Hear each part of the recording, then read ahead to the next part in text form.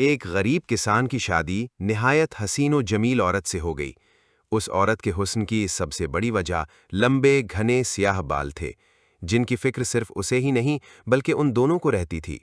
ایک دن کسان کی بیوی نے اپنے شوہر سے کہا کہ کل واپسی پر آتے ہوئے راستے میں دکان سے ایک کنگھی تو لیتے آنا، کیونکہ بالوں کو لمبے اور گھنے رکھنے کے لیے انہیں بنانا سنورنا بہت ضروری ہے، اور پھر میں کتنے دن ہمسایوں سے کنگھی منگواتی رہوں گی۔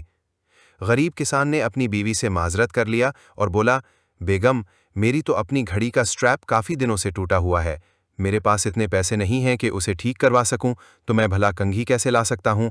تم کچھ دن مزید ہمسایوں کی کنگھی سے گزارا کرو، جب پیسے ہوں گے تو لے آؤں گا۔ بیوی اپنے شوہر کی مجبوری کو سمجھ رہی تھی، اس لیے زیادہ تکرار نہیں کیا۔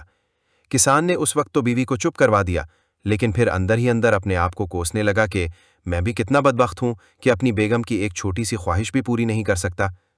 دوسرے دن کھیتوں سے واپسی پر کسان ایک گھڑیوں کی دکان پر گیا اور اپنی ٹوٹی ہوئی گھڑی اونے پونے داموں بیچی اور اس سے ملنے والے پیسوں سے ایک اچھی سی کنگھی خریدی اور بڑی رازداری سے چھپا کر گھر کی طرف روانہ ہوا۔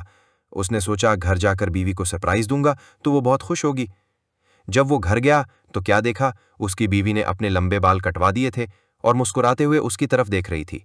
کسان نے حیرت سے پوچھا، بیگم، یہ کیا تم نے اپنے بال کیوں کٹوا دیے؟